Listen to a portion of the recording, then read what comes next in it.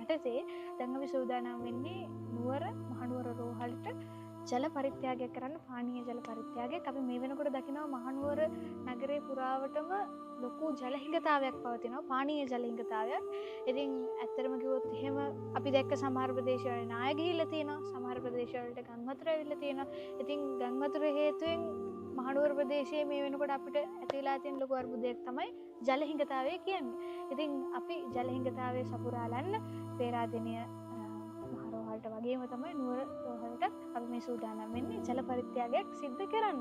ඉතින් ඒ සඳහා අපිට අනුශාසනා ලබා දුන්නේ නව කියන අවසරයි කළුකැලේ සාන්ත අපේ පුඩිහාම. මේ දේ කරන්නේ දම්ලකර ධර්මවිජය පදනම සහ සත්කාරය පදනම මේ හැමෝගේම දායකත්වයෙන් අනුග්‍රහයෙන් වගේම තමයි සහයෝගයෙන්. ඉතින් නම කියන අවසරයි කළුකැලේ සාන්ත පුඩිහාමුදුරනේ. අපේ ඉදිරි වැඩපිළිවෙල ගැන අපි කියමුකෝ. ඔව්, ඇත්තටම අද මේ උතුම් පින්කම සඳහා අපිට දායකත්වය ලබා දුන්නේ දුබහයි ඒ සේවය කරන ප්‍රභා හසනීද සිල්වා නෝනා මහත්මිය විසින් තමයි අපිට මේ උතුම් වූ පින්කම සිද්ධ කරන්නට අවස්ථාව ලැබලා දුන්නේ. ඉතින් අපි මේ වෙලාවේ මේ පින්කම සඳහා අපත් එක්ක සම්බන්ධ වෙලා තවත් ඉදිරියට බොහෝ වැඩ කටයුතු අපි සූදානම් කරගෙන තියෙනවා.